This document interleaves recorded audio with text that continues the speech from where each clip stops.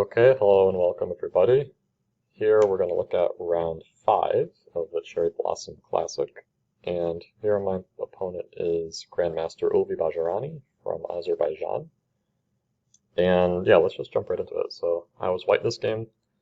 I've played e4 and knight f3 in the past this tournament. This game I decided to play e4.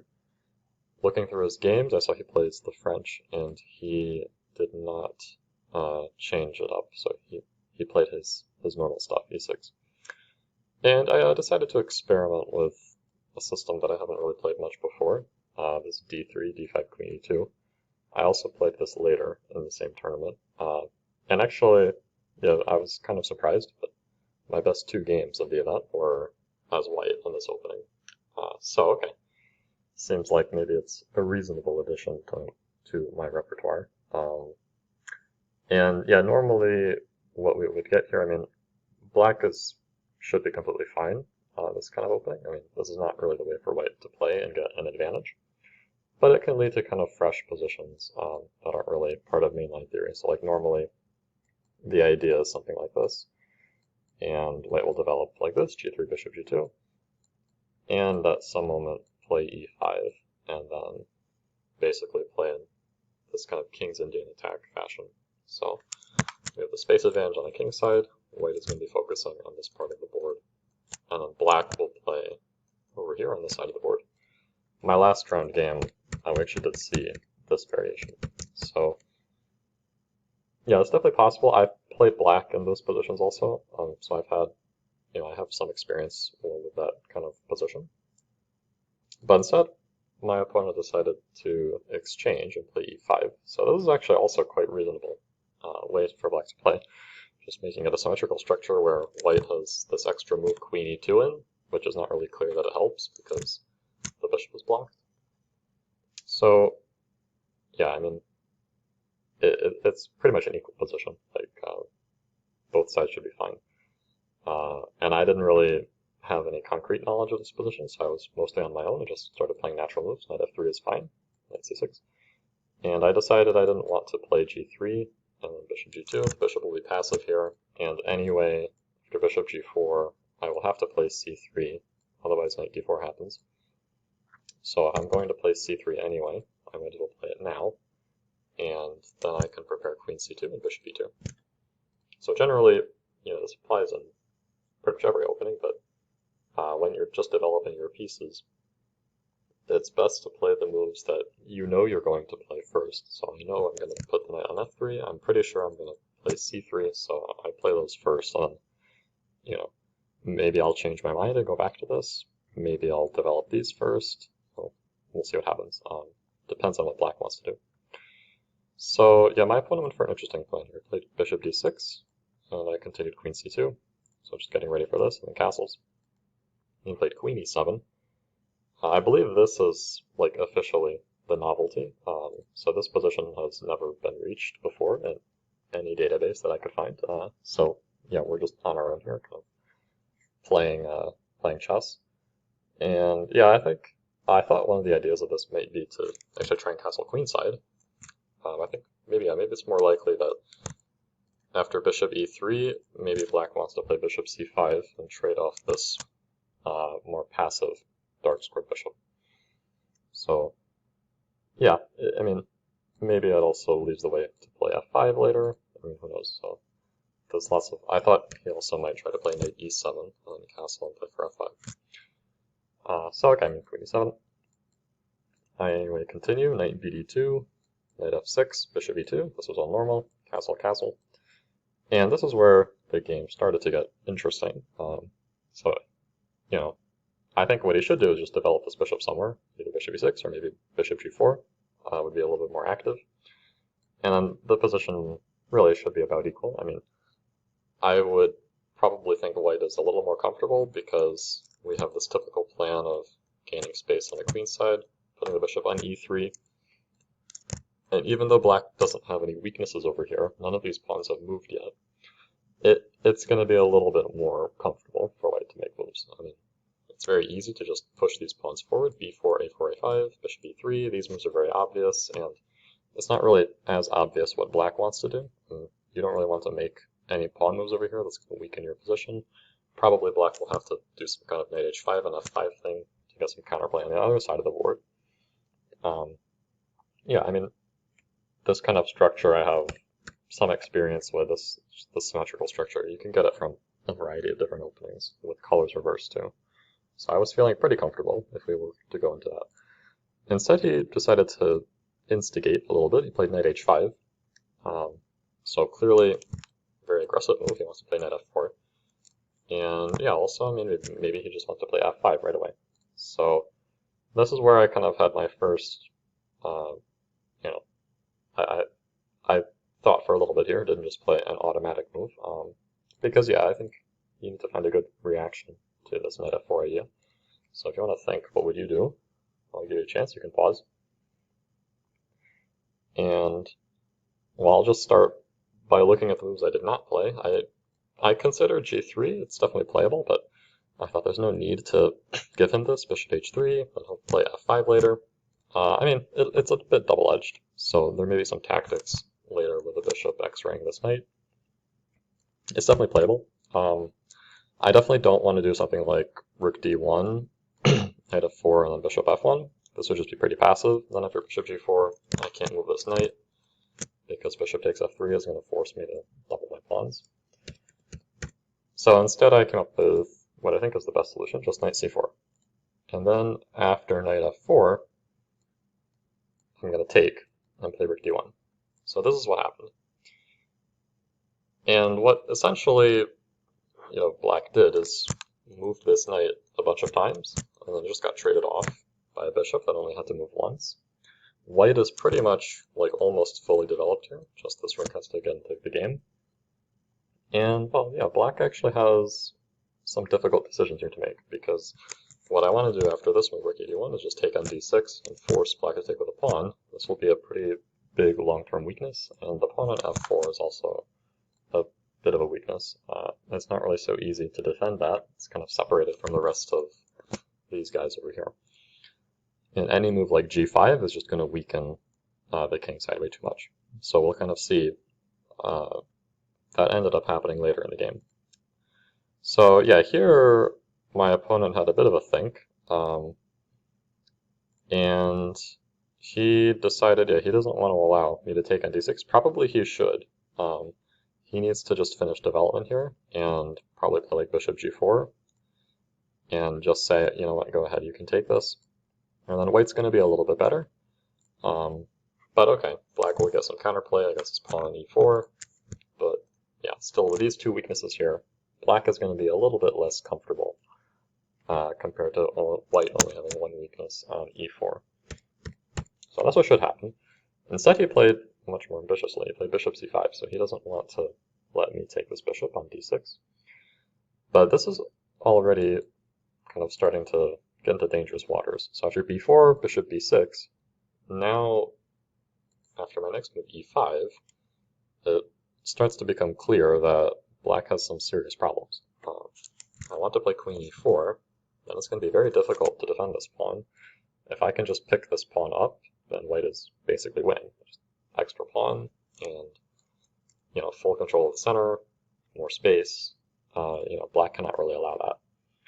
So I think he kind of realized what he had done here, because he thought for like 10 minutes in this position.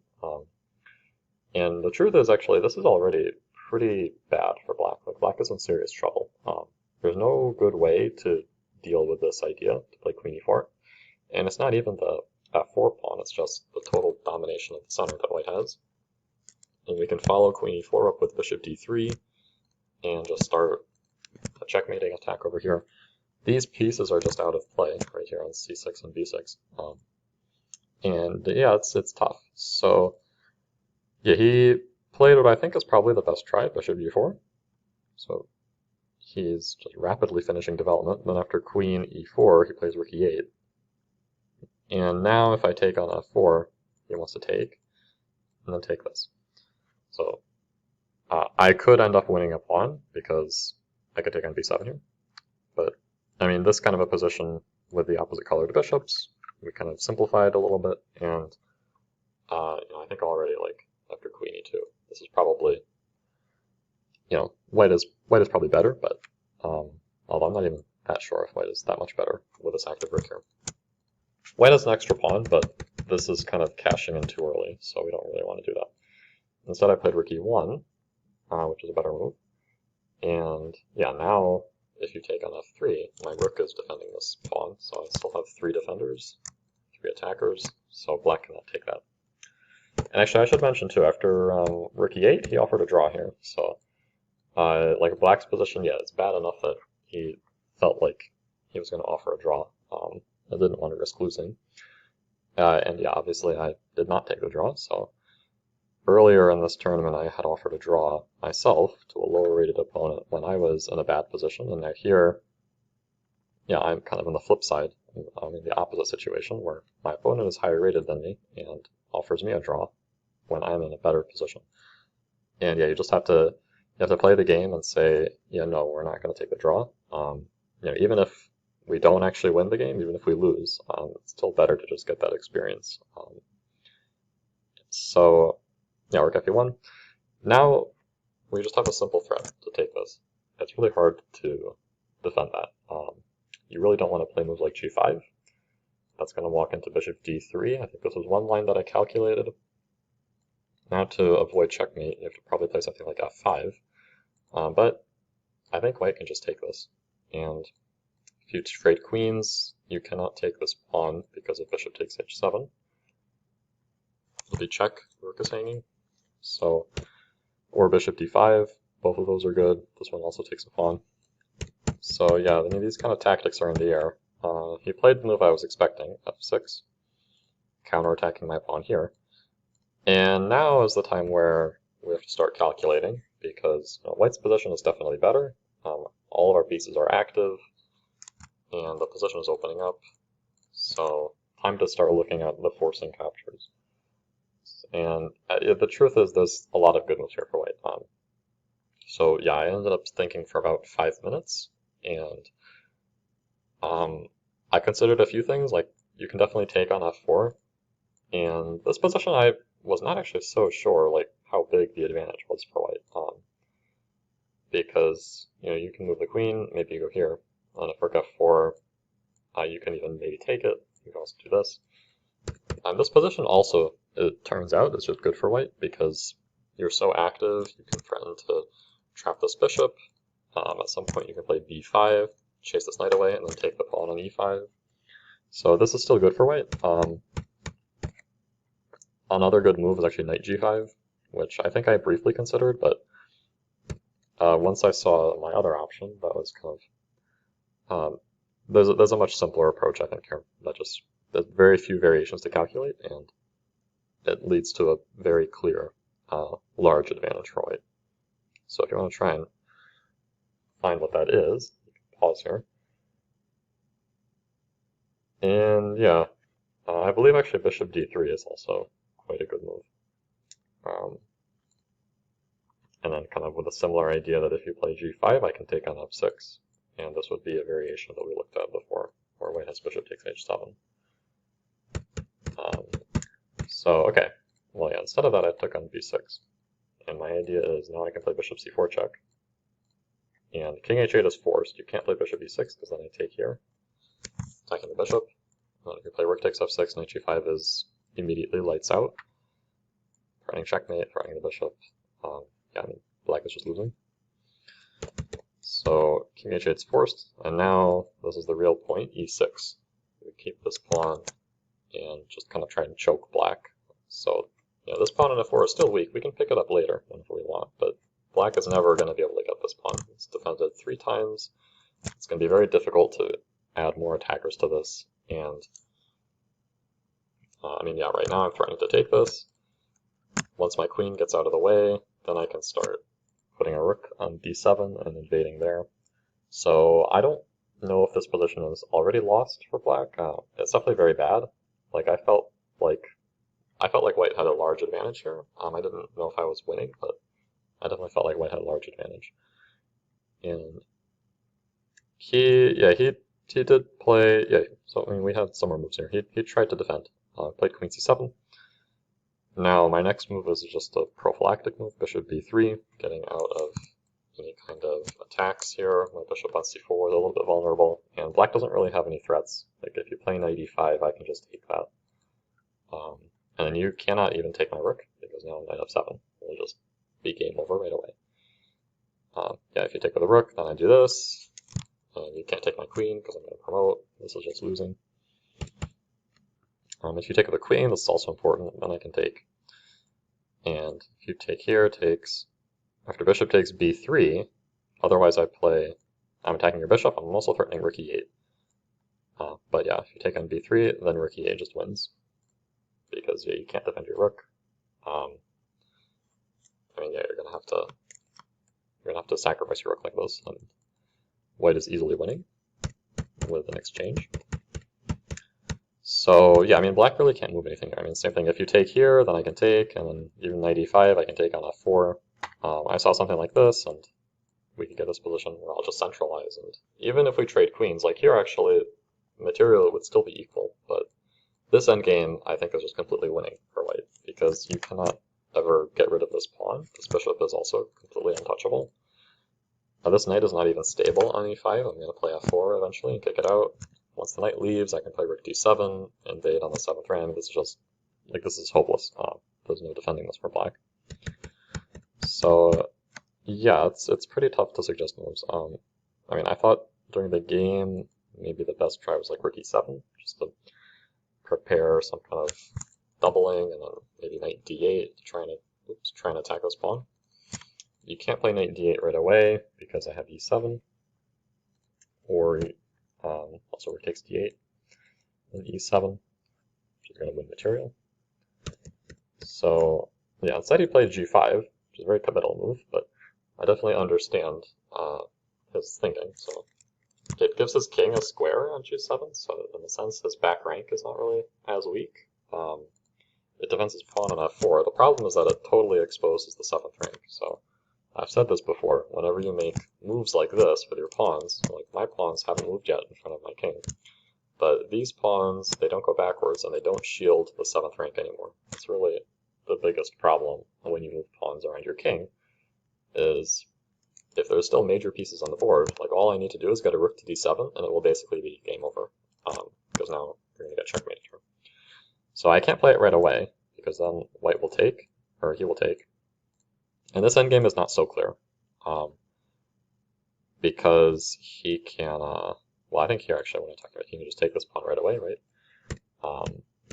So yeah, rook d7 does not lead anywhere. But okay, like already here we can consider moves like I consider just bringing my queen out of here, queen b1, and then I want to play rook d7. And I think it's a reasonable move. I don't remember why I rejected it, but yeah, I mean, white can play lots of things here and be doing pretty well. Instead, I sat down and I calculated a little bit starting here. So I first played h3, just forcing this bishop to a worse square where it's not attacking e6 anymore, bishop h5, and then I played b5. So this is a very important move, forcing this knight away from c6. It turns out the knight just doesn't have a good place to go. If you go to a5, now this is a very different story, because in this endgame, white is completely winning. I'm just going to play here, and then bring my knight to e6. This knight is totally out of the picture. You can trade here, it's not going to make any difference. And if you ever take this knight, I'm not going to take back. I'm going to play rook e8, and that will be game over right away on promotes. So yeah, you can't play knight a5, because then the endgame will be lost. This is also bad. You allow rook d7. You know, this is very uninspiring. This runs into the same issues as before with e7. So pretty much knight e5 is forced. And this is what I had calculated, that I can actually take this, sacrificing the exchange. And at first I saw that, like, even if I don't have anything better here, I can just take this and play this position, where it weights down the exchange, but I have such overwhelming compensation that actually black is completely lost here. Like rook d7 is a big threat, and then h7 is going to be a problem. Even if you trade queens here, like queen b8, I'll just play rook d7 and trade queens. It turns out this is also just completely winning for white, because my rook is so dominant on the 7th rank, my bishop and pawn here, like this is worth more than either of these rooks. This king is always weak. And really, like, white can just slowly improve his position. Bishop d5, c4, I mean, march the king in, and black just can't do anything. Like, you can't ever challenge this rook, because then e7 is going to be a problem. Then, I mean, well, okay, you can go there, but we trade rooks and play bishop f7, this is going to be game over. So, yeah, I saw that I could at least get that position, which I would be pretty happy with. And then, yeah, I thought for 10 minutes here, looking for something better and making, you know, just a last check before I made my move. Knight f7 does not work here. This would actually be a pretty big mistake, because after queen takes f7, now the big difference is after bishop takes b3, rook e8 does not win here, because black can play king g7. So this is one of the points of playing g5, is that in this kind of a variation, black is not actually losing.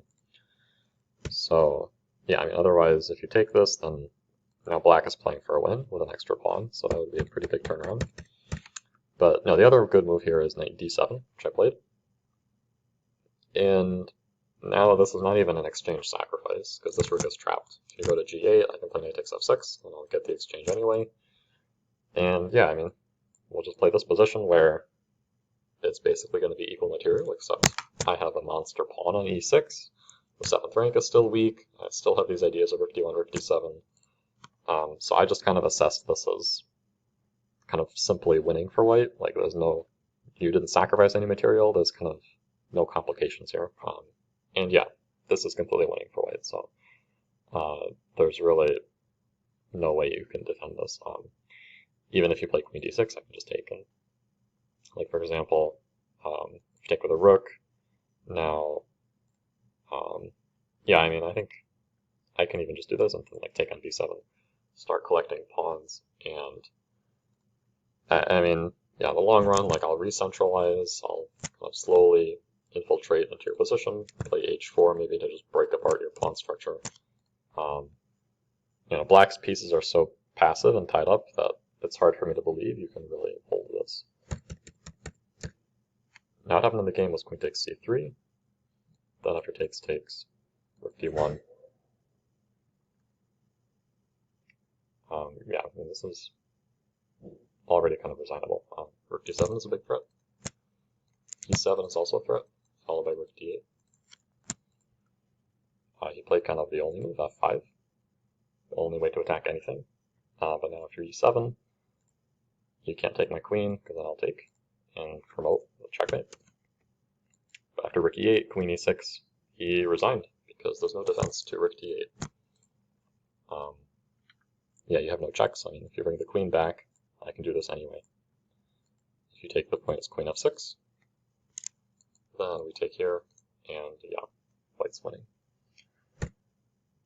So, yeah, that was a pretty nice game. Probably one of my best games of the tournament. And, well, yeah, really I had a little bit of help from my opponent, because I think it's interesting. I actually had a bit of a psychological advantage. You know, my opponent wants to play for a win.